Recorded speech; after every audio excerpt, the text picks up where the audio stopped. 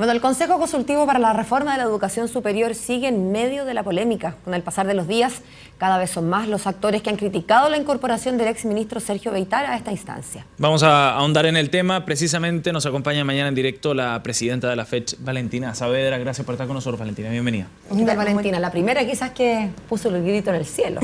Muchas gracias por la invitación. Valentina, ¿cómo analizan ustedes la llegada de Sergio Beitar, para poner esto en contexto, ¿no?, a este nuevo Consejo Consultivo que va a asesorar en definitiva a la ministra del Piano en materia de educación superior y en la puesta en marcha de esta nueva normativa para el segmento?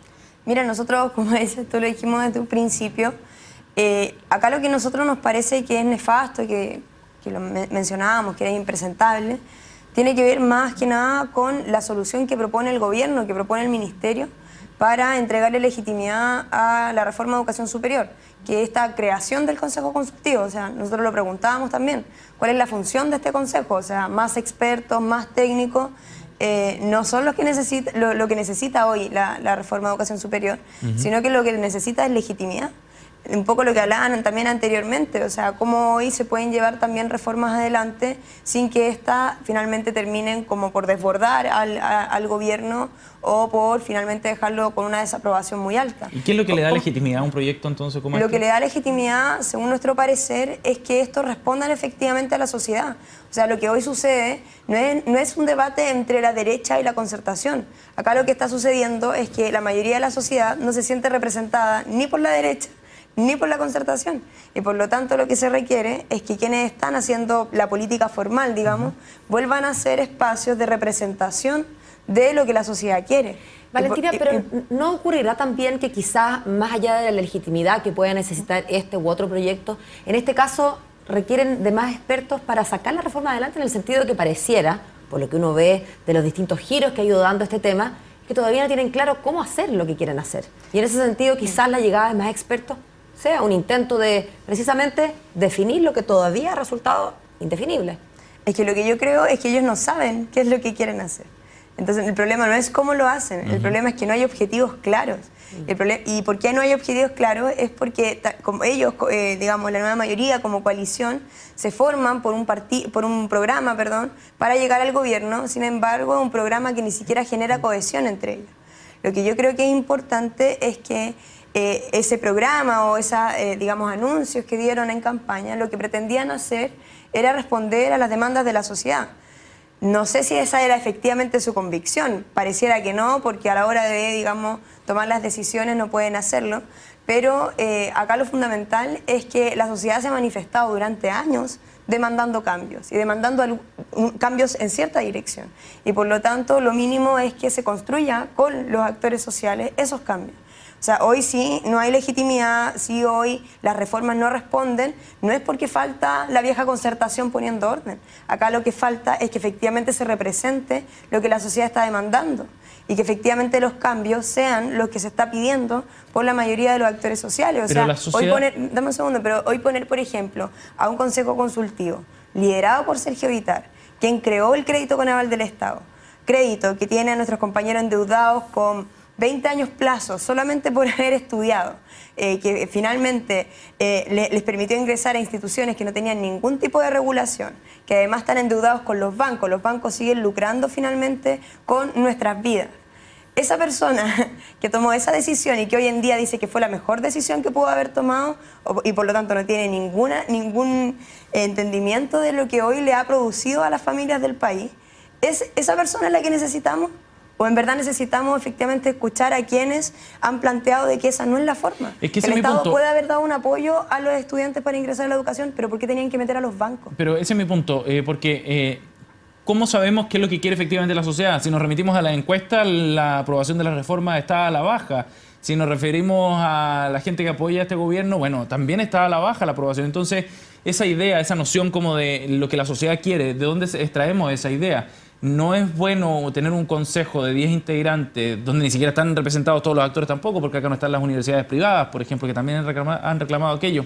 ¿No es un paso adelante en ese sentido de extraer esa idea de lo que quiere la sociedad, un consejo diverso? O sea, yo creo que de diverso tiene poco, pero además es un consejo, digamos, cerrado, un consejo que, digamos, nadie decidió que existiera, y no tienen, y yo creo que ese es el gran problema, como de estar volviendo a una política noventera, en donde pareciera ser que los expertos saben lo que la sociedad quiere y no las organizaciones sociales, los movimientos sociales, que finalmente, yo creo que hay que recordarlo, esta reforma existe porque estudiantes, profesores, las familias, los trabajadores, etcétera, se movilizaron durante el 2011, el 2012, el 2013, seguimos movilizados y aún así nos quieren reemplazar por un consejo de expertos. Valentina, déjame hacerte una pregunta que quizás puede parecer, y quizás lo es, una caricatura, pero creo que me vas a entender el punto. Si uno le pregunta lo que quiere la sociedad, probablemente la mayor parte de la gente lo que quiere es educación gratuita para sus hijos, ¿no es verdad? Bueno, de calidad.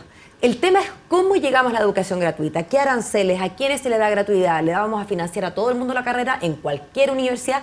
Es ahí en la bajada, digamos, a terreno, donde parecemos no ponernos de acuerdo y donde efectivamente probablemente la señora en la calle, la señora Juanita, para recurrir a esa figura, no tiene mucha idea, no tiene por qué tampoco tenerla, ¿no? No es obligación de la señora Juanita ser experta en financiamiento, en educación, en deciles, en calidad, en fin.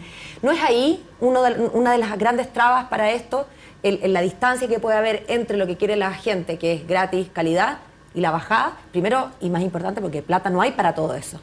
Mira, yo creo que, o sea, y también como ojalá se entienda, o sea, yo creo que lo que plantea es la típica figura de que la sociedad no puede participar en política. Es lo que nos han tratado de convencer durante 20 años de que solo los expertos pueden hacer políticas públicas, que solo los expertos pueden decidir por el futuro del país, siendo que esos expertos han decidido privatizar nuestras vidas, privatizar nuestros derechos. Esos expertos finalmente tienen definiciones políticas detrás. Si lo que yo estoy diciendo aquí no es que no se necesiten técnicos. Lo que yo estoy diciendo es que acá el rumbo de la reforma lo tiene que decidir quienes finalmente están afectados también por esa reforma. Y finalmente hoy las comunidades universitarias, los institutos, los CFT, finalmente, ¿dónde están? ¿Dónde están representados? Porque un consejo de expertos terminaría definiendo, por ejemplo, qué es lo que requiere nuestra educación. Siendo de que hoy, y yo insisto, acá, bueno, estaban peleando a ver quién entraba, quién era el gobierno siguiente, si era la derecha o la concertación. O sea, yo creo que independiente de cuál sea, hoy en día lo que se requiere es una apertura a la sociedad. Es efectivamente hacer cursar la democracia. En Chile se habla mucho de que volvimos a la democracia, probablemente ahora también que estamos en septiembre, estemos todo el día como hablando un poco de eso, recordando de que hemos regresado a la democracia, pero yo les pregunto también a qué democracia hemos vuelto. Una democracia en donde los ciudadanos no tenemos ningún derecho, porque la educación la entregan como un servicio, la salud la entregan como un servicio. ¿De verdad tú sientes que vives en un país donde los ciudadanos no tienen ningún derecho? Yo creo que el único derecho que tenemos es a votar, digamos, cada 4 años. Pero a la hora de tomar decisiones nos responde lo que tú me acabas de plantear, de que nosotros no tenemos idea, de que la sociedad en general...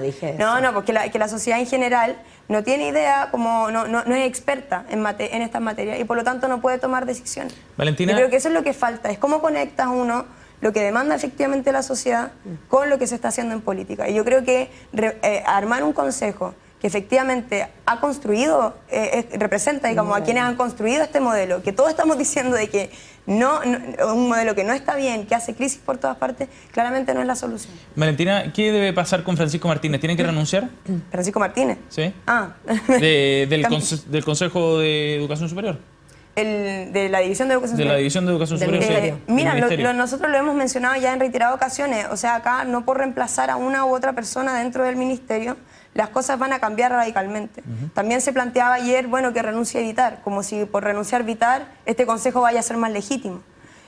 Creemos que acá lo que falta es que haya una dirección clara. O sea, acá yo creo que que todos nos damos cuenta es que la nueva mayoría no sabe qué hacer con la promesa más importante que plantearon en campaña.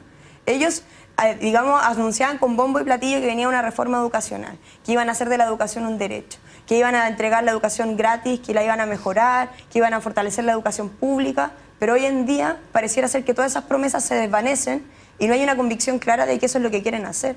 Entonces yo creo que, claro, pueden cambiar a una persona u otra, pero esa indefinición va a seguir presente. Bien, Valentina, te agradecemos mucho que hayas venido esta mañana a CNN Chile. Muchas gracias. Dale, Buen que estés día. bien. Chao.